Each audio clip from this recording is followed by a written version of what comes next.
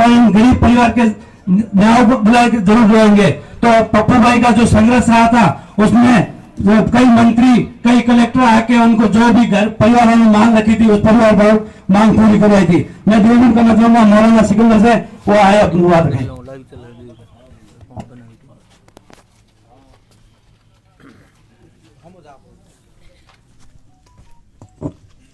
अस्सलामु अलैकुम व रहमतुल्लाहि व बरकातुहू। नहमदुहु व नुसल्ली अला रसूलिहिल करीम, अम्मा बाद। क़ाल अल्लाहु तबारक तआला फ़िल क़ुरआनिल मजीद, कुंतुम खैरा उम्मतिन उख़रिजत लिन्नास तामुरून बिल मारूफ़ व तनहौना अनिल मुनकर। मैं आप सभी हज़रात से गुजारिश करूंगा, ये जो इधर खड़े हैं ना, आप थोड़ी देर के लिए सामने आकर के बैठ जाएं। थोड़ी देर के लिए आप बैठ जाएं। हमारे मेहमान खुसूसी मुख्य अतिथि जो पप्पू भाई खिलजी, वो हमारे बीच में जलवा अफरोज है। और आज हमारी ये जो मीटिंग हुई है, इसका मकसद है कि हमारी कौम, हमारी समाज, मुस्लिम कौम के अंदर जो भी रस्म रिवाज, तालीम की कमी है, आज हम जो पिछड़े हुए हैं, इनके लिए हम मिलकर के आवाज़ उठाएं और कुछ समाज का भला करें। देखिए, दीन इस्लाम, मजहब इस्लाम ने सिर्फ मुसलमान को नमाज रोजे का ही हुक्म नहीं दिया है कि आप बस मस्जिद में बैठे रहें, नमाजें पढ़ते रहें, रोजे रख लें, कौम के लिए कुछ ना करें। वो बनी इसराइल के बारे में एक हदीस पाक है कि अल्लाह ताला ने फरमाया कि सारी बस्ती गुनहगार है, फरिश्तों को हुक्म दिया जाओ जमीन पलट डालो, गर्क कर दो सबको। फरिश्ते आए, पूरा गांव, पूरी बस्ती गुनाहों में डूबी हुई है। मस्जिद में गए तो एक बेचारा नमाज के अंदर बैठा। फरिश्ते अर्ज करते हैं कि अल्लाह, तू तो वो जात है जो एक के सदके में पूरे गांव को बख्श देता है, तो फिर वो नमाज पढ़ रहा है ना। रब ने फरमाया पहले उसे ही गर्क करो। कहा क्यों? कहा कि ये जानता था, इसे पता था, फिर भी इसने कौम के लिए कभी आवाज नहीं उठाई। आज हम गूंगे बने, गूंगे। हदीस पाक मेरे आका अलैहिस्सलातु वस्सलाम फरमाते हैं कि जो जुल्म को देखे और खामोश रहे, जालिम के जुल्म को देखकर जो बंदा खामोश रहता है वो भी गूंगा जालिम है। अपने हुकूक के लिए, अपने अधिकार के लिए, अपने राइट्स के लिए आवाज उठाना, ये मुसलमान की सबसे बड़ी पहचान है। और इस पहचान को निखारने के लिए दीन इस्लाम ने हमें एक हथियार दिया है। उस हथियार का नाम क्या है? कोई तलवार या बंदूक या तोप नहीं है। वो हथियार है तालीम, वो हथियार है शिक्षा, वो हथियार है एजुकेशन।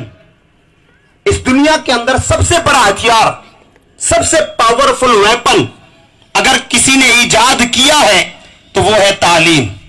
आप कुरान हमेशा सुनते रहते हैं, आप मस्जिदों में आते हैं, वाज सुनते हैं, तकरीर सुनते हैं, नमाजें पढ़ते हैं, आप दीनी महफिलों में, जलसों में जाते हैं।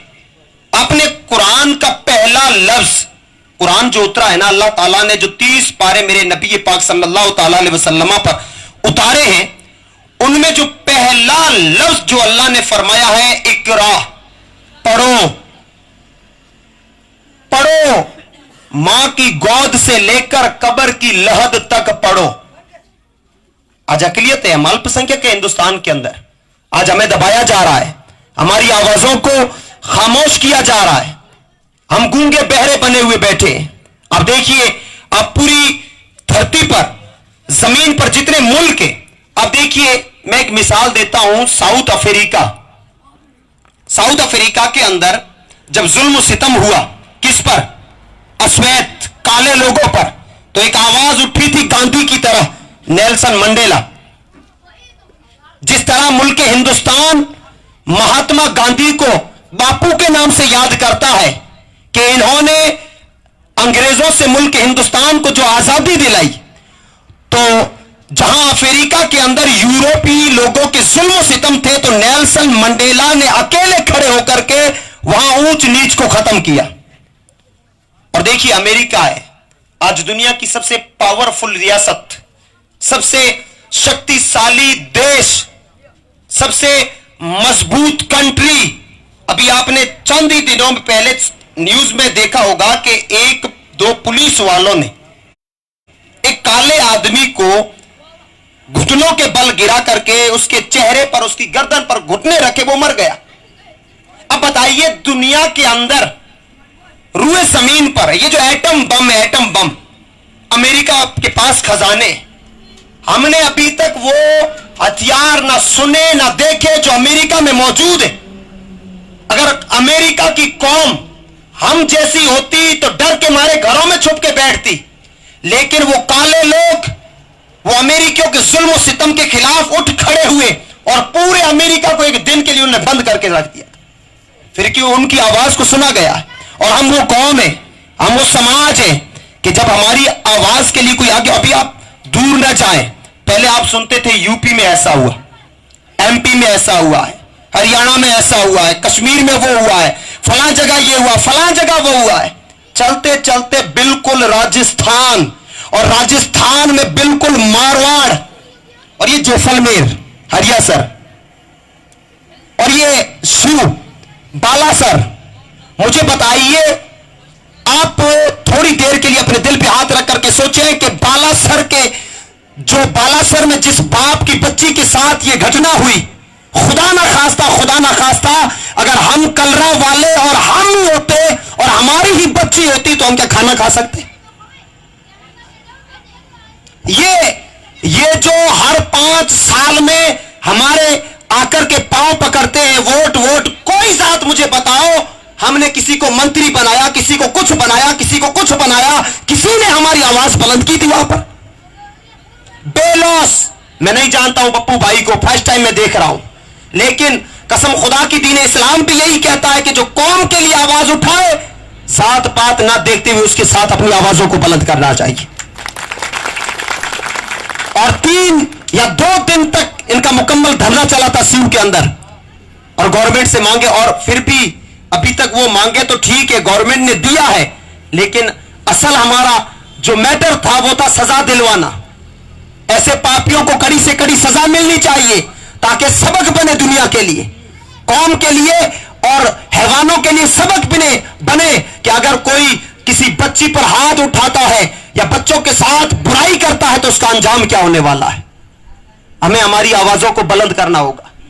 आप देखिए, तमिलनाडु और कर्नाटका, शायद ये 3-4 स्टेट्स ऐसे होंगे कि जिनके अंदर, आप देखिए, राजस्थान में दलित को आरक्षण मिलता है। अब हमें पता ही नहीं आरक्षण क्या है, आरक्षण के फायदे क्या है। हम तो वो कौम है कि हमारी औलाद 8वीं 10वीं 12वीं बस स्टॉप है पढ़ाई। अब क्या है, फसलें खूब है, ट्यूबवेल बहुत है, अगर फसलें नहीं है तो गाड़ी का ड्राइवर बन जाएगा। किसी ने भी सोचा है कि हमारे बच्चे आरएस बने? मैं कहता हूं आप एमएलए नहीं बनोगे, आप सीएम पीएम एमपी नहीं बन सकते हो, क्योंकि वहां वोटों की जरूरत, लेकिन आप कलेक्टर तो बन सकते हैं, आप तहसीलदार तो बन सकते हैं, आप आरएसए तो बन सकते हैं। आप तालीम के मैदान में खड़े हो जाएं, आप तालीमी तौर पर दुनिया से मुकाबला करें। हमारी कौम, हमारी समाज के अंदर ये जो हमारा करीबी एरिया है, आप जानते होंगे कि अभी जब लॉकडाउन लगा था, लॉकडाउन, तो बड़े बड़े नेता अपनी जगह पर थे। 2 हीरे हमारी कौम के अंदर मौजूद है, एक है एनएसजी कमांडो अब्दुल सत्तार भाई, और एक है खयाला के इन्हीं के गांव के मौलाना जो बोल रहे थे, आरएसए रमजान भाई। 2 नौजवानों ने मिलकर, बताइए, हम मुसलमानों की कितनी हेल्प की थी जिनकी भेड़ बकरियां फंसी हुई थी कहीं पर। सिर्फ 2 बच्चे।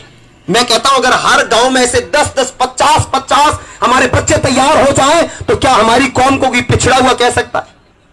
लेकिन हमारी सोच नहीं बदलती है, हमारी सोच नहीं बदलती है, क्योंकि हम तालीम के मैदान में आगे आना ही नहीं चाहते, हम अपने अधिकारों के लिए लड़ना ही नहीं चाहते। किसी एक पर जुल्म होता है, हम सोचते हैं उस पर हो रहा है, हमारा तो कोई हुआ नहीं ना, हमें तो अभी तक कुछ हुआ नहीं है ना।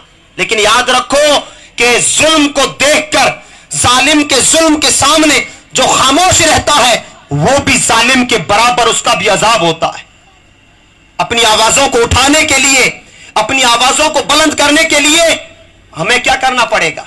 हमें तालीम के मैदान में आगे आना होगा, अपनी औलाद को अच्छा फ्यूचर देना होगा, अपनी औलाद को अच्छा मुस्तकबिल देना होगा, हमारी औलादों को एक अच्छा माहौल देना होगा, एक अच्छी तरबियत की जरूरत है हमारी औलादों को। देखिए, मैं सिर्फ, वक्त भी हो रहा है, मैं सिर्फ एक बात आपके सामने कहूंगा कि हमारी औलाद पढ़ती क्यों नहीं है? 12वीं करने के बाद मां बाप में वो शौक क्यों नहीं है? हमारे बच्चे, आप देखिए, कलरा गांव है, ये कलरा गांव एक पूरा गांव है, मुस्लिम आबादी अक्सरियत है यहां पर। एक भी नौजवान मुझे बताओ या किसी भी के अंदर बताओ कि कोई सरकारी नौकर हो या जिसके पास सरकारी नौकरी हो, कुछ नहीं है। सिर्फ 2 किलोमीटर दूरी पर यह होपारड़ी, सिर्फ और सिर्फ 2 किलोमीटर की दूरी है और यह रहा होपारड़ी। कितने सारे ढूंढने हैं आपको, कितने फौजी है, कितने पुलिस वाले हैं, कितने क्या है, कितनी सारी तालीम है उनके अंदर। हम अभी किसी ने बोला था कि हम चल रहे हैं भेड़ चाल, सदियां गुजर गई, चला रहे हैं, हम खुद को बदलना नहीं चाहते हैं। और कुरान का यह फरमान है कि जब तक कोई कौम खुद को नहीं बदलेगी, अल्लाह उसके हाल को कभी नहीं बदलने वाला।